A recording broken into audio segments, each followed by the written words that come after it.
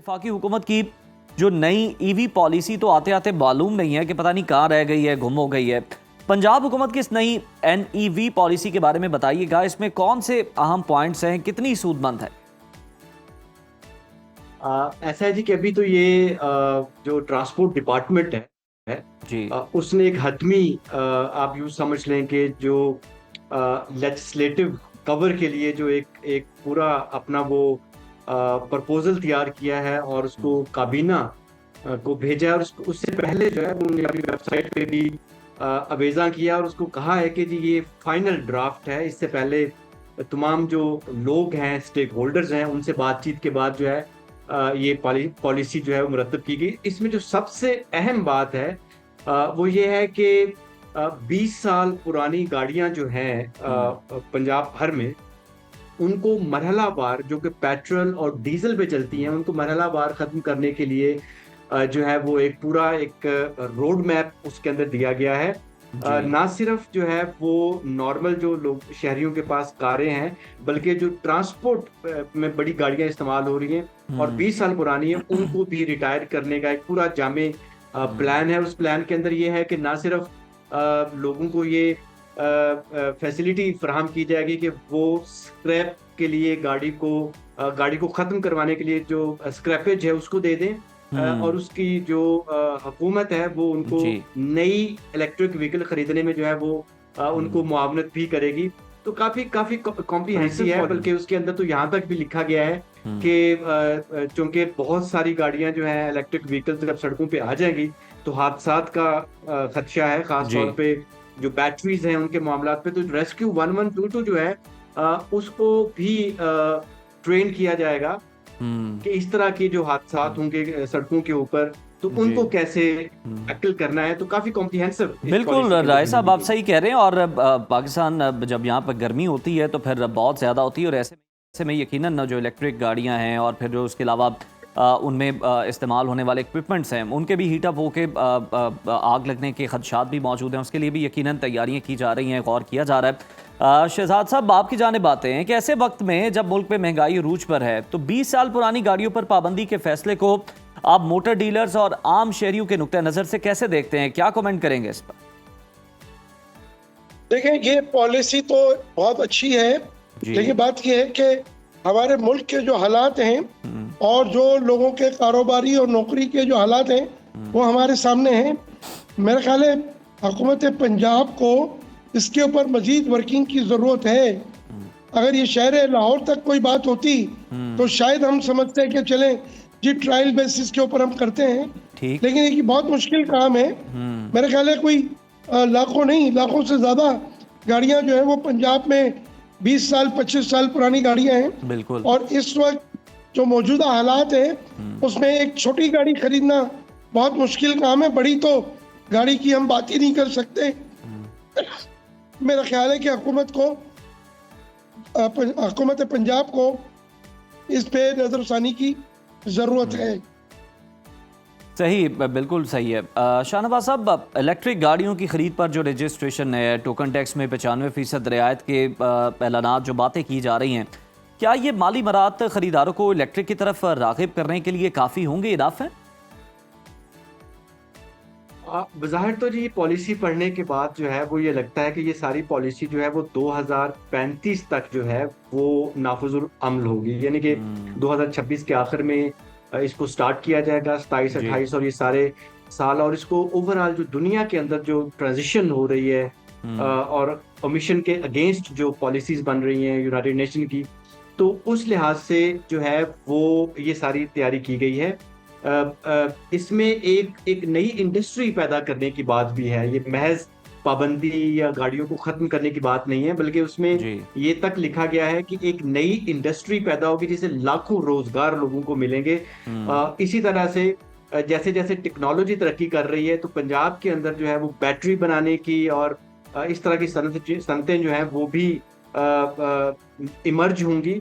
तो इस तरह से रोजगार को पैदा करने का भी एक वो काफी ज्यादा इस पॉलिसी के अंदर रखा गया है। तो दिखने में तो ये काफी कॉम्प्रिहेंसिव है, लेकिन जो चीजें इस पॉलिसी के अंदर नहीं है, जैसे आपने अभी कहा कि एक इम्पॉर्टेंट चीज इसके अंदर मिसिंग है कि अगर एक शख्स है, जैसे मेरी गाड़ी अगर 20 साल पुरानी है और हुकूमत मुझे ये कहती है कि मैं अगर लाहौर में रहता हूँ, क्योंकि पहले ये मरहलावार बड़े शहरों में बंद करेंगे, फिर आहिस्ता आहिस्ता ये सूबे के दीगर सड़कों पे या उन जगहों पे जाएंगे। लाहौर सबसे पहले तख्ता मश्क बनेगा इस पॉलिसी का। तो मैं लाहौर में हूँ, तो लाहौर में अगर ये गाड़ी 20 साल पुरानी, आप पहले तो एरियाज डिफाइन करेंगे कि इन एरियाज में चल ही नहीं सकती, आप एंटर ही नहीं हो सकते। फिर आहिस्ता आहिस्ता वो एरियाज बढ़ाएंगे, एक ग्रेजुअल तरीके से ही होगा, ये यकदम पाबंदी नहीं होगी। अच्छा, लेकिन क्या मुझे उसके अगेंस्ट जो है 20 साल की गाड़ी रिटायर करने के अगेंस्ट में मुझे जो हुकूमत जो है नई गाड़ी खरीदने में किस हद तक मदद करेगी, कितने पैसे हुकूमत मुझे देगी कि मैं एक ईवी खरीद सकूं, तो एक्चुअली ये चीज अभी पॉलिसी के अंदर। तो राय साहब, एक और भी सवाल यहाँ पे पैदा होता है कि अगर आपकी गाड़ी चले 20 साल पुरानी है, लेकिन आपने उसका बड़ा ख्याल रखा है, अपनी तरह फिट है, आपकी तरह अच्छी दौड़ती है और कोई इस तरह का वो धुआं नहीं छोड़ती है, तो क्या फिर उस तरह की गाड़ियां जो है उन्हें भी रोड से हटा दिया जाएगा? वो भी मजबूरी होगी? बड़ा अहम सवाल है। इसमें दो चीजें, इस पॉलिसी के अंदर दो चीजें रखी गई इस हवाले से। एक ये है कि जो ईयर ऑफ रजिस्ट्रेशन है वहां से ये कंसीडर होगा कि आपकी जो है वो गाड़ी जो है वो बुनियादी तौर पे वो कितने साल पुरानी है, यानी कि बनी बेशक वो 90 की दिहाई की हो, लेकिन अगर आप इंपोर्ट लेट की है और आपका नंबर जो है वो 2010 में लगा है, तो आप उस कैटेगरी में नहीं आएंगे। तो थोड़ा सा इसके अंदर ये इश्यूज हैं कि उन्होंने सिर्फ नंबर लगने के टाइम से उसके बिल्कुल ठीक, ये क्लैरिटी आ गई राय साहब के जब आपकी रजिस्ट्रेशन होगी उससे जो है वो देखी जाएगी मुद्दत के 20 साल पूरे होते हैं या नहीं। शहजाद साहब, हमने सुन रहे थे कि कोई 15 साल पुरानी गाड़ियां भी आ रही थी और इस तरह की भी बातें हो रही थी कि वो भी शायद लाई जाएंगे। तो अब वो जो पॉलिसियां थी, वो जो स्कीमें थी, उनका अब मुस्तकबिल क्या है, उनके बारे में क्या फैसला किया गया है? देखें, इस वक्त ये बड़ा गंभीर मसला चल रहा है।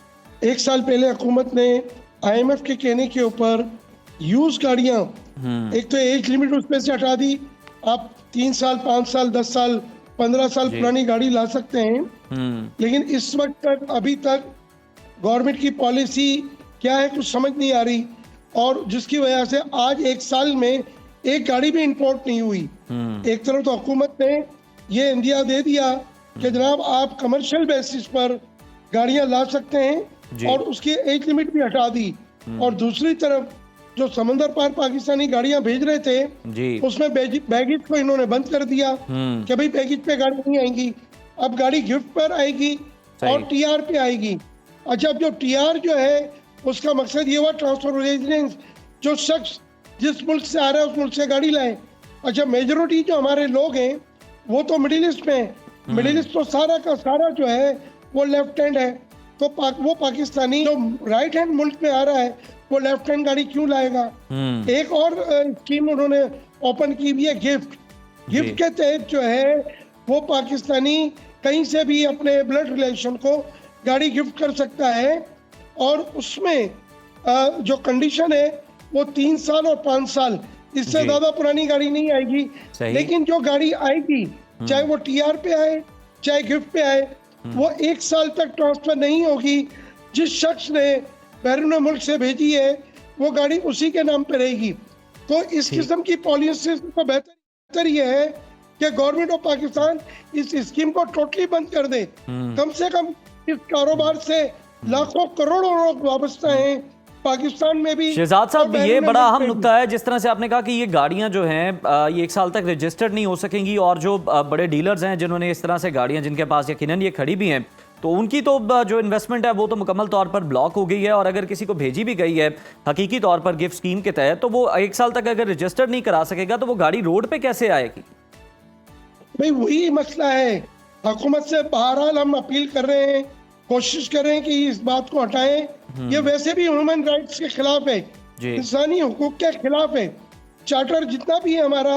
और बल्कि आप देखें कि हमने गवर्नमेंट ने IMF को यकीनदानी कराई है कि हम पाकिस्तान के अंदर ऐसी फिजा कायम करेंगे कि लोगों को सस्ती मियारी गाड़ी बिल्कुल शहजाद साहब, हम ये नुक्ता उठा रहे हैं, गवर्नमेंट को भी इस पे सोचना चाहिए और बिल्कुल जो है हकूक सलब नहीं होने चाहिए किसी के भी। शहजाद साहब, एक वैसे सिचुएशन है, हम बात कर लेते हैं, अगर UK से एक मुनासिब नॉर्मल गाड़ी जो है वो अगर मंगवाई जाती है गिफ्ट स्कीम के तहत, कितने टैक्सेस हैं, क्या लागू होता है और कितने में वो पाकिस्तान पहुंचती है, प्रोसेस क्या है और कितने उस पर टैक्सेस आयद होते हैं और कितने में पड़ जाती है यहाँ पे PKR में?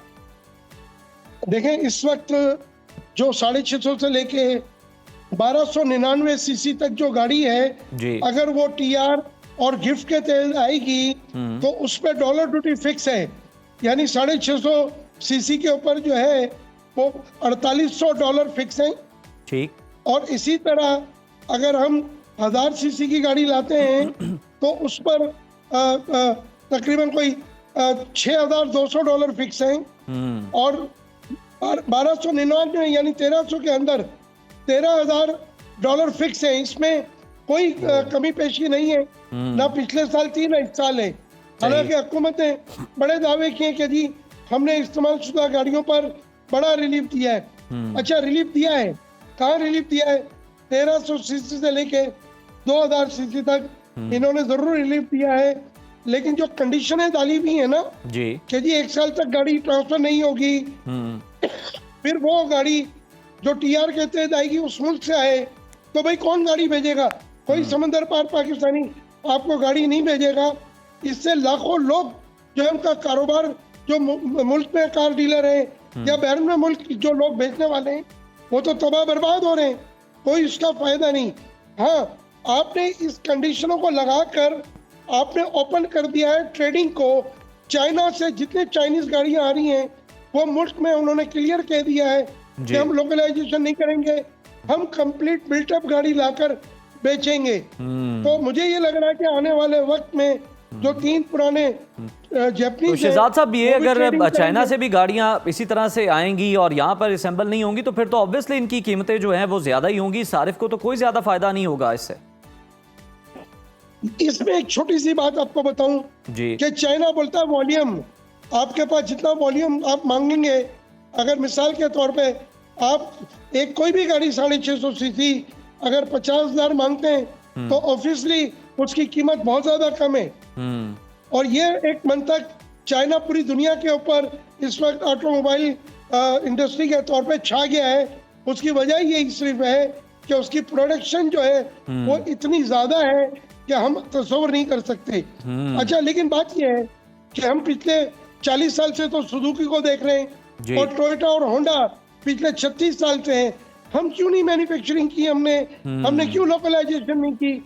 हमने छोटी गाड़ियों पर तवज्जो क्यों नहीं दी? बिल्कुल शहजाद साहब, आप सही कह रहे हैं कि ये एक नीड है, लग्जरी नहीं है। छोटी गाड़ियां जो हैं ये मुल्क के अंदर असेंबल भी होनी चाहिए, मैन्युफैक्चर भी होनी चाहिए और इससे बहुत सारी इंडस्ट्रीज जो हैं वो चलेंगी।